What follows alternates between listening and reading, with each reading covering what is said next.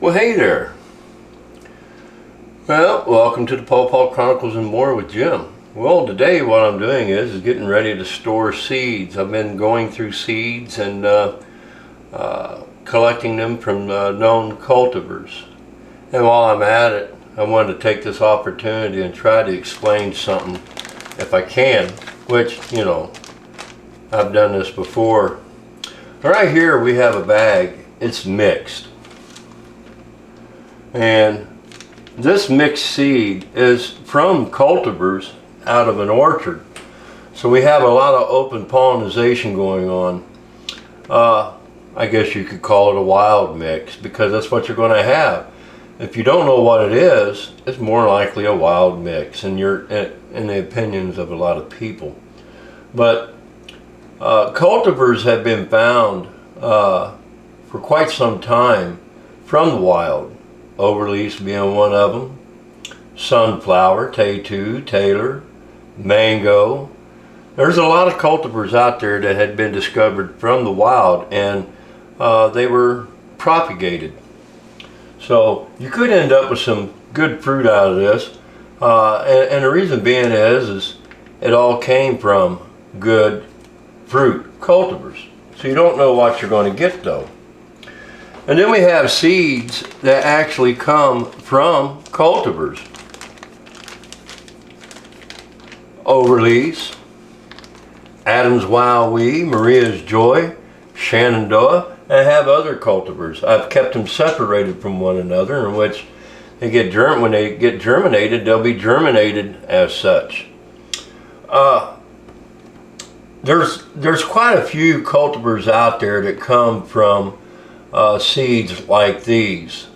It's a cross between that known cultivar and some other tree, and it becomes known as open pollinated. It was pollinated by something other than what you know of. You don't know what pollinated that seed, but your seed is coming from known cultivars for one. But your pollination within an orchard, if you have cultivars, they got pollinated by a known cultivar or a cultivar that you don't know which one it was. That's just like this Adam's Wowee.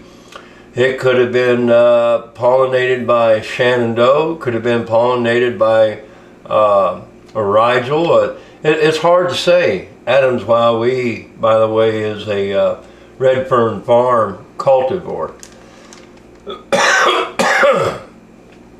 And we have Maria's Joy. Maria's Joy is a cultivar that came from Jerry Lehman, the late Jerry Lehman. And of all the people that I've come across, one person that I've always felt was a breeder is Jerry Lehman. He has a lot of cultivars out there. Benny's Favorite, Jerry's Big Girl, Lehman's Delight, Jerry's Delight. A lot of them have came out of Jerry Lehman's orchard. And this one here, by the way, was a really good fruit. And once again, the seed is from Maria's Joy, but it was open pollinated within an orchard. And then of course we have Overleaf. Overleaf is a cultivar that was discovered, and I want to say is either in Indiana or Michigan. I can't remember off the top of my head. But that right there is a really, really good cultivar for a wild cultivar. Actually, it's one of my favorite as far as flavor. Then I have Shenandoah. Shenandoah is a Neil Peterson variety. Shenandoah, from my understanding, was a variety that came from an open pollinated cross into Overleaf. So Shenandoah is from Overleaf, and we don't know what the other side of Shenandoah may be as far as its family tree, but we do know that it was a seedling that came out of Overleaf. There's a number of them that came out of Overleaf, and Overleaf has been widely used as far as breeding, and that to me suggests the superiority of overlease, comparatively speaking, when it comes to cultivars out there in the wild, which Shenandoah is a pretty good fruit. And then I have some right here that I did my own breeding. Now, they'll end up in peat moss, but for now, just to get them started and stored, I did the paper towels, or well, not paper towels, but food service towelettes. I've used food service towelettes before, and they work as far as stratification. But what you'll see if you notice, and I'll hold the bag up, we have overlease crossed with NC1. NC1, incidentally, is one of the cultivars that came from an overlease, but I believe NC1 was actually a seedling from Davis. It was a cross from overlease to a Davis. And one of the things that strikes me about NC1 is it stands out.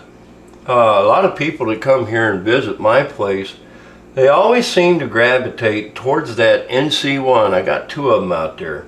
It stands out on as far as pawpaws are concerned, the tree itself. So, and a lot of people like the look of NC1, how dark the leaves are.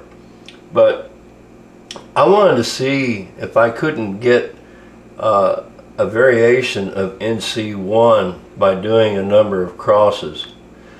I crossed NC1 back over to overlease because it actually came from overlease, in which I've got quite a few crosses of that. Now, with all the seeds that I just showed you, the one that said mixed, the very first bag I stuck in here is just that. That's basically, you're probably going to use a lot of that for rootstock as far as grafting. And then the ones that I showed you prior to these two right here, those are open pollinated cultivars, in which I would call them seed select. You're selected seed from a known cultivar. But these two right here, this is what I would categorize as premier seed select. And that's because you know exactly what the parentage is. I know that this is going to be a seedling coming from overlease, but the pollinator was NC1. It's kind of like backwards to breeding animals in the life of people. You know, usually the father will be on the top and the mother will be on the bottom when you're looking at genealogy. But when it comes to these right here, I'm saying that the seed came from overlease, but was pollinated by NC1. So that's premier seed select. You're trying to get qualities from two particular varieties mixed together to see what you could get. And sometimes you end up with some really good pawpaws, and sometimes you may end up with something that's not so good. We don't know. Over NC1, incidentally, as I said, I'm working with NC1, and I wanted to give something a try. And what it is trying to see if I can come up with a seedling that mimics the NC1. Now, for me, it's not just about the fruit, but the appearance of the tree that makes a difference. If NC1 looked like any other pawpaw tree, it would just be considered another pawpaw tree. But NC1, being that it has a characteristic of large, dark leaves, people tend to gravitate towards that tree because why? It's an oddity when it comes to pawpaw trees themselves. And NC1 does carry some decent fruit as far as size, and it's more central towards the center of the tree, not way out on the limbs. But I also crossed NC1 to Canopus from Tom Wall's establishment, and I've also crossed NC1 to Sunflower, another wild cultivar, which I think that might have been down in Oklahoma. I'm not exactly sure with that one either. But nonetheless, It's two known cultivars being crossed together. That's where your Premier Seed Select come from. Oh, and incidentally, I did cross NC1 with overlease. In other words, the NC1 would be on the top, overlease would be on the bottom. The seeds will actually come from NC1. The parentage is going to be, the pollinator rather, is going to be overlease. Well, anyways, we can get these downstairs and see if I can't get them started on stratification. Well, my name's Jim. If you like what you see, subscribe. Don't forget to click on that bell for any notifications. Any comments or questions that you may have, I welcome. You have a God blessed day.